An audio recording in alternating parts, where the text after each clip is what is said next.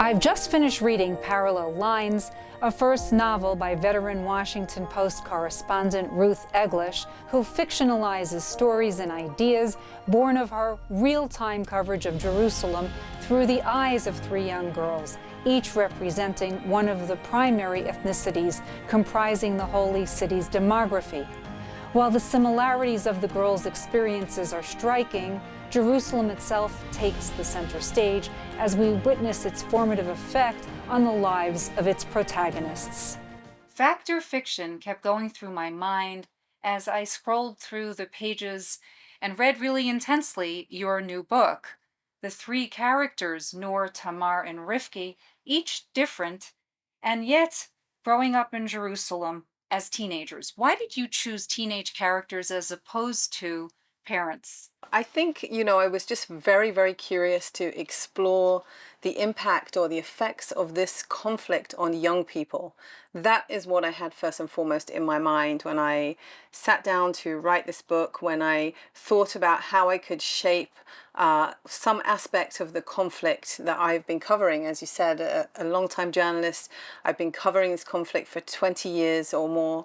And I really wanted to focus on how it impacts young people. I don't think as journalists we talk about that enough. We go and interview the adults who are driving this conflict. We interview politicians, we interview parents. We don't go and talk to the young people.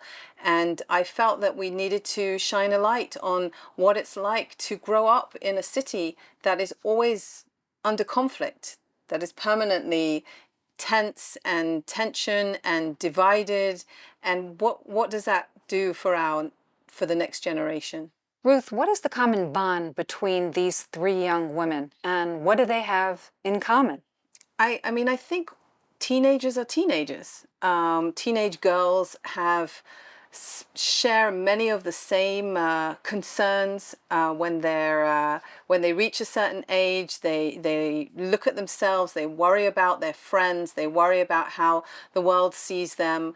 They also worry about the things going on around them, and I think that's very universal. I think you have it with teenage girls everywhere. So that was very much struck me. I mean, I've been a journalist for many years. I've interviewed so many people from so many different backgrounds in Jerusalem, and one thing that hit me is that the concerns ordinary people have are the same concerns that people share in Jerusalem, in Israel, in the West Bank, in everywhere, all around the world. Ruth, aren't you often asked why your book wasn't actually having a character that was a journalist? It's funny because any time I've ever sat down to write fiction, there's always a journalist protagonist. But in this book, it really was driven a lot by my children, who were coming of age exactly during the time that the book is set, in 2015, 2016. And they were really giving me the inspiration. And, I found I was writing about the conflict for the Washington Post. And I was also at the same time trying to explain the conflict to my children. And so I was dealing with an audience of millions of readers, and with this audience of these three young people who were trying also to understand the world around them. So that was a very, that struck me very often as this interesting, contrast between trying to explain it to an audience of millions and trying to explain it to an audience of three who are actually living it. Can you touch on some of your own personal other experiences that you drew from in order to create this book? So, the book is set in 2015, 2016, at a time that Israelis refer to as the stabbing intifada. There was like an increase in violent attacks, terrorist attacks of stabbings and shootings and vehicular attacks in Jerusalem. And I was on the scene of many of those. Afterwards, I went and did stories interviewing both victims and also the perpetrators or the families of perpetrators, because in many cases the perpetrators were killed. And so, I really got to see both sides of this conflict. I really got to see it up close. And I think there's one part in the book where I really go into this feeling of what's going on in East Jerusalem, the responses to one of the attacks. I think people who are familiar with the story will recognize some of those references in there too. So those were really experiences that I had during my time as a reporter for the Washington Post. Those living in Jerusalem might have more knowledge of some of the items and things that you write about in your book. And is it more difficult to draw and paint that picture that you're trying to do so clearly for the larger audience? I really, I know that people who have read the book so far, who live in Jerusalem, can identify very much with the setting, with the stories, with the intricate details and the nuances of this conflict and the other conflicts that take place in the city. But I really wrote the book. My goal in writing the book was really aimed at people who don't live here, who live outside of Israel, who either don't understand the conflict or don't know anything about it and really kind of want to understand or learn more, and also aimed at people who think they know about the conflict from learning what they do from the news or from social media, but they really don't know it, because only if you live inside it can you really understand all the nuances and all the contradictions and all the overlap and all the dissonance between each of the different communities that live in Jerusalem. Ruth, who really is your audience? I mean, you have some dark moments that are written in the book eloquently, but also that yet they're hard moments. I think this book is going to be a challenge for all the groups. I mean, we live in a world that is so polarized, where people have very strong opinions, and it's very hard for them to see the other side's point of view. And we see it especially in this conflict here. We see the narratives of one side or the other side, and people hold onto them and they refuse to acknowledge the other side. So reading this book, I think, is going to be very difficult. And there were times when I was writing it and I thought, no one's going to like this book. No one is going to be able to identify with it, because it shows the other side. It shows the different narratives of Jerusalem.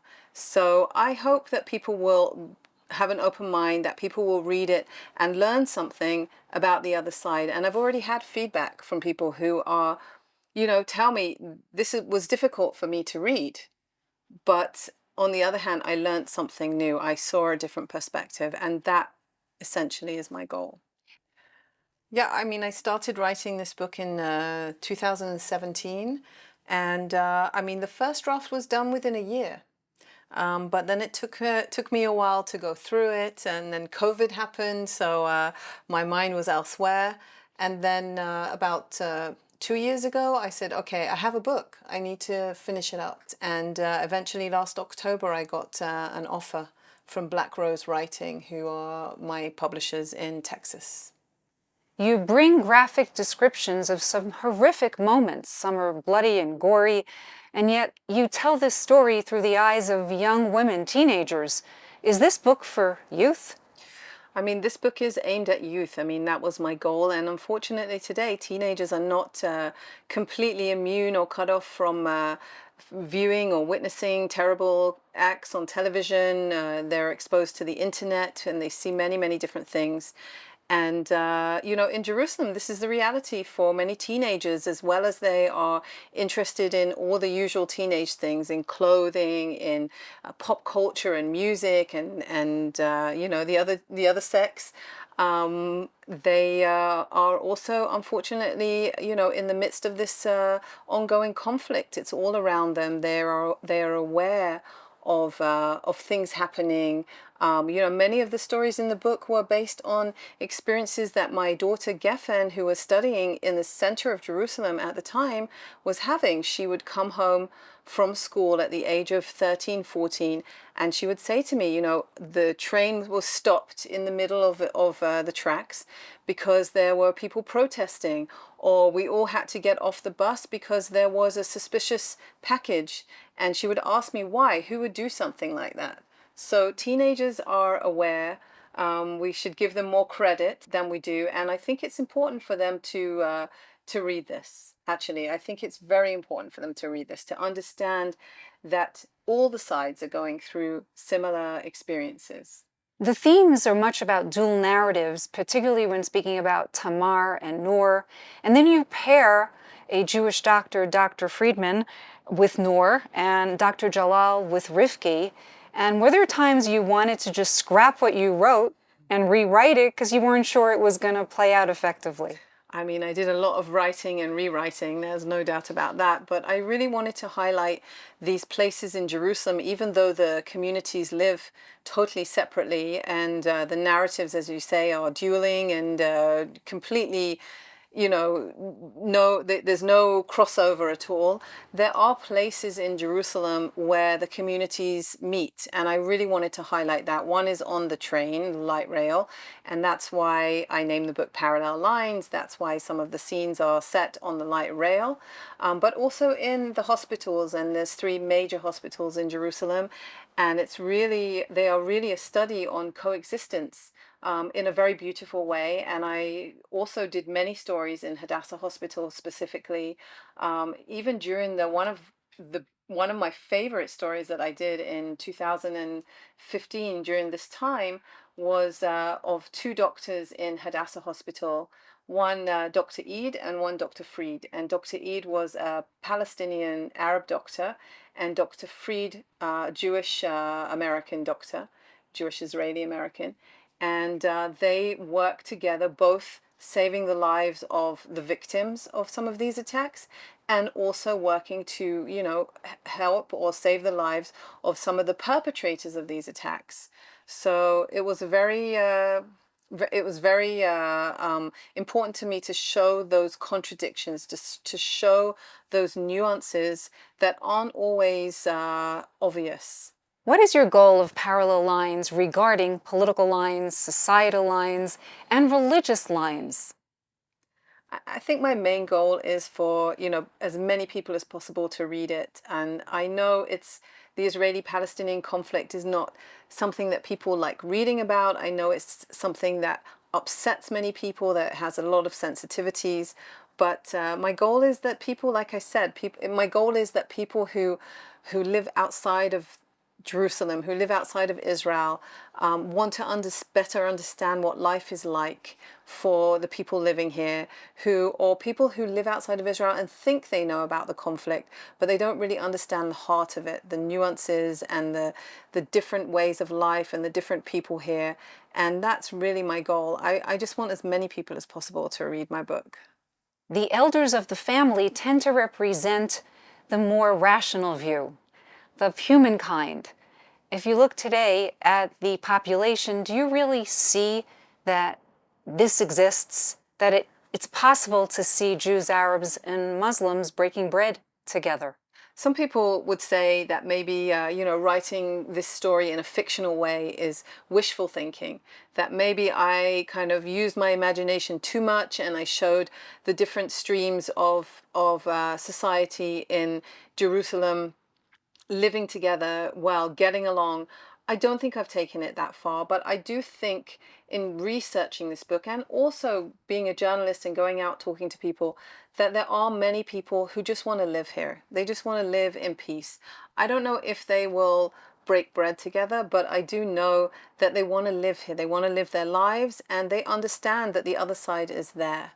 So, there's no getting away from it. They don't expect the other side to vanish, to disappear. So they have to find a way to live together. And that was really the message. And I will also add, I'll say the majority of people just want to live their lives. And if that means together, then that means together. The inner fabric of Israeli society is woven together in your book, and you illustrate through the light rail when they stop and they announce the different stops, Baqa El Almund, at Shar Shem, or Damascus Gate. You also speak about Noor looking to take matriculation exams both in Arabic and Hebrew. And my question is, does this really change things? Do you feel that the society, with having the meshing of the different voices of the different religions plays out and counts. I think it's very interesting. As someone who's lived here for nearly 30 years now, I remember a time before the light rail. The light rail has been in Jerusalem for maybe 10 years.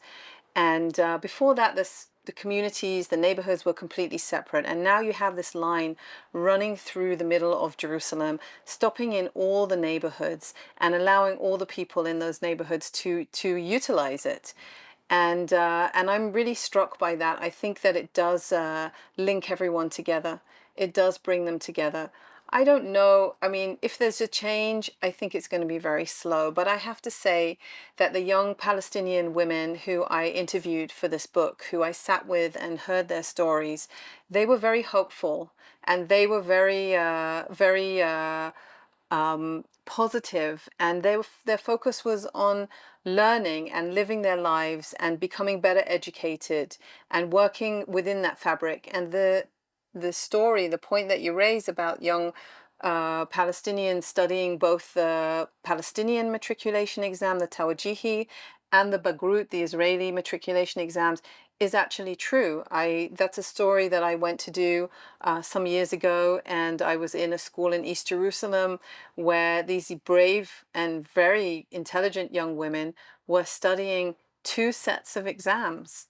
And they knew that if they wanted to improve their situation, that's what they needed to do. Rivki, who represents the Haredi community, and she's afflicted with Crohn's disease, finds herself in Hadassah Medical Center, and her first tempting to the outside world. But if you look at the Haredi community today, has much changed? I think it's a very insular community. But there are points where they are exposed to the secular world. There's no way to hide it. And I think, especially in Jerusalem, more and more you see especially young women, who have to go out to work to support their families. We meet them in accountancy firms. We meet them in the bank. We see them traveling on the light rail and in the hospital as well. So I think there is no choice. I think there is some elements of the ultra-Orthodox community who are modernizing. I know them, I've interviewed them. Do I think they're going to completely change their lifestyle? Probably not. But I think that they understand that they need to move forward. And I think that there is a lot of understanding within the community, more than we suspect. The light rail and Hadassah Medical Center are the bridges where your characters meet, and yet to most each other are untouchable.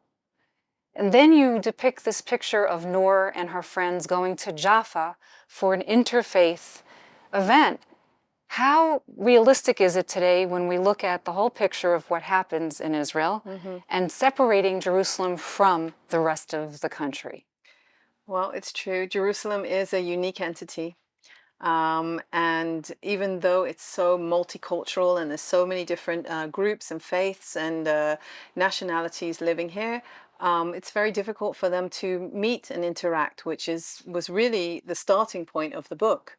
But then as I looked at other places in Israel, I saw that that isn't so. And you mentioned Jaffa, and Noor takes her class to Jaffa, and they go and see a project of women, Jewish and Arab women working together.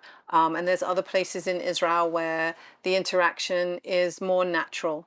But Jerusalem remains this place of conflict and intense divisions between the different groups. And I don't think I try and answer that because I don't have an answer for that.